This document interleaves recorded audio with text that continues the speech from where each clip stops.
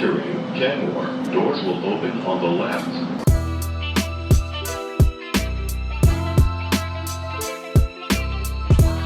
I keep coming back to the Mariners, and I feel like everyone keeps coming back to the Mariners because it seems like just such an easy fit for a deal here, especially when it comes to Jarren Duran, whose name is getting thrown out a whole lot. I would be shocked if on August 1st, Jarren Duran's still on the Red Sox, which, like, obviously I'm wearing the shirt right now, but I've been pretty critical of Jarren Duran, and I don't really fuck with him, but I do fuck with the, like, mental health aspect of his journey, which is, like, honestly, the, like, only redeeming quality that he has so far this year is his mental health journey. But, like, it seems like that's the fit. Like, it doesn't matter if you're in the worst hitter's park for home runs. If you have a leadoff guy who can just poke the ball into right field and you blink and he's on second base, just a line drive hitter that can make things happen with his feet. That kind of feels like a hitter that's tailor made for Safeco, T-Mobile is Safeco. It's always Safeco. But anyways, like, that just seems like the fit, but it's like, is Jerry DiPoto going to go out and do that? Like, my big fear coming into the season was I didn't want to end up like the Mariners. I said that, like, you just always are like in the mix, and then you fall a couple games short. It feels like it's getting pretty close to make it or break it time for him. I'm trying to load up the standings right now, but everything's running slow for me for some reason. I'm having quite the day against technology. It's usually Zach versus math. Today it's been Zach versus technology. Let's see. I got it. The Mariners. Yeah. 5 games back of the West, and they're in the third wild card spot right now. So, like, does that make sense for them to move a starter for a Jarren Duran? You would think so, but it's also Jerry DiPoto logic, so we'll see. And, like, at this point, like, my choice out of the bunch would have been Brian Wu before the season. I love Brian Wu. I think that he's probably out of your price range now with how he's performed so far. George Kirby's been bad, but are they willing to sell that low on a guy like Kirby? Can't imagine. So now you're looking at, like, Bryce Miller. And, like, I like Bryce Miller. He just hasn't been able to put it together this year. It's just, I don't know. Like I said on the last episode, I think the deal's going to get done, and it's going to be like, oh, well, like, I didn't even realize that guy would have been an option. And it's just, like, looking across the league, it's kind of tough to, like, peg those guys out because, again, like, you just don't assume that they're available. Like, like, I don't know, I don't know. The Phillies is another popular one, but I'm not a big Mick Abel fan. So, like, unless it's Andrew Painter coming in, and Andrew Painter would be great, but how much better does Andrew Painter make the 2025 Red Sox? Not that much better. And yeah, you look around the league here, it's like we've been going over throughout the past couple episodes, like the bottom of the barrel here in terms of, you got the Marlins, like the A's, the Rockies. None of those guys you want starters from.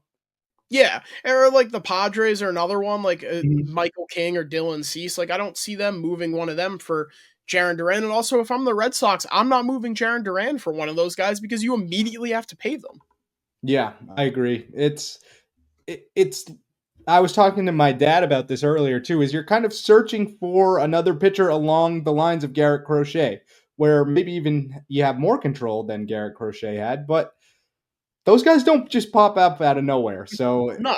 It's going to be interesting to see how they navigate that, because do you go after a 1-year rental type of guy like a Cease or a King and don't trade Duran, maybe trade some of your lower level prospects and still have a decent 1-2 punch for the playoff run? I could see that happening if they can't make anything else happen in terms of long-term control for a younger starter.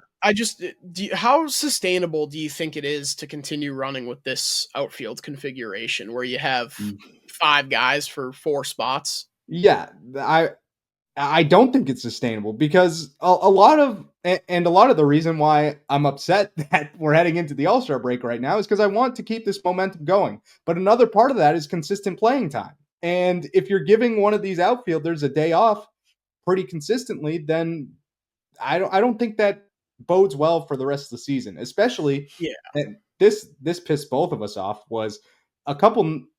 It must have been Thursday? No, I think it was the series finale against the Rockies where they didn't put Rafaela in the lineup, who was on a heater, because that was the first game Yoshida was back, I'm pretty sure. So I think that was because Rafaela got the big hit in that first. It must have been that series finale against Colorado. yeah, regardless, it's like all of these guys are on right now. Why would I want to take one of them out of the lineup? The easiest way to do it is to get rid of one of them. And it's unfortunate that Duran seems like the odd man out. If I had a gun to my head right now, I would just find a way to get rid of Yoshida, to be honest. And Yeah, well, then your that problems kind of solved. that leads me into what I was gonna say there. I don't want to trade Jaron Duran or Wilyer Abreu just for the sake of getting Right. Masataka Yoshida playing time. And we know that Yoshida is a guy that they tried to move mountains to get off this roster this offseason. I mean, Yeah. they were willing to attach Tristan Casas to him to get him off the books. And it's unfortunate because I like Yoshida. He's an electric factory. The form running, everything he does is awesome, and it seems like he's a super popular guy in the clubhouse. It's just the last administration, if you even want to call it that. Like, I don't know what else you would call it, but the last administration gave out a deal to a guy that just doesn't fit the current roster construction. And unfortunately, it's something we talked about all offseason. Every team in baseball knows that.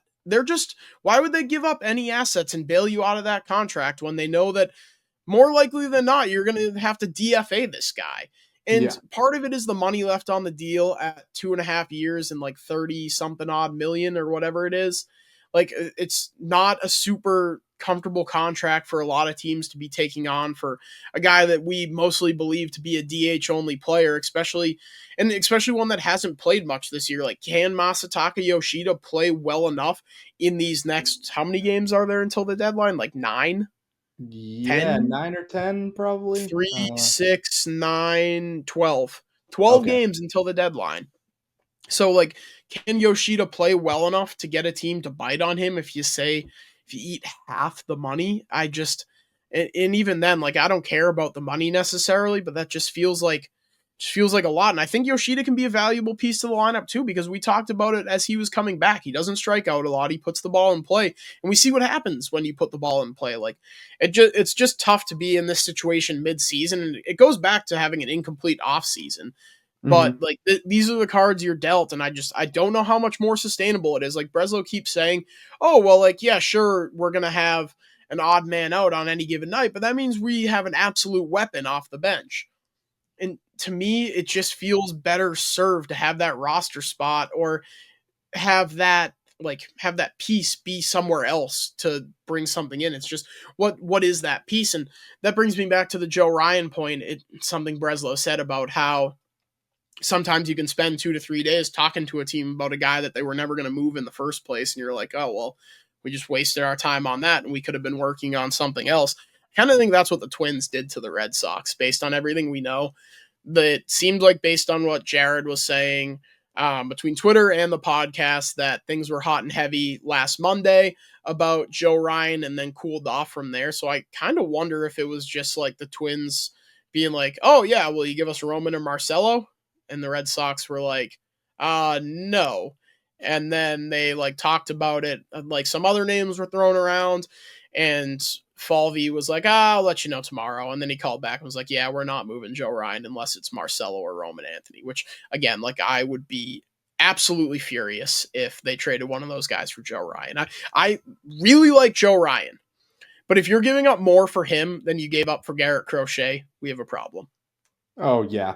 Wholeheartedly agree there. And I think there are other avenues you can pursue throughout this trade deadline. Like you said, I think it could be a guy that we never even knew was available. And I mean, that deadline is getting closer and closer, and it's going to be super fun to follow. But I do really think, and I really buy into this team now that the national reporters are all over this. Like, every indication we've seen from the Jeff Pass and the Ken Rosenthals of the world is that they're all in.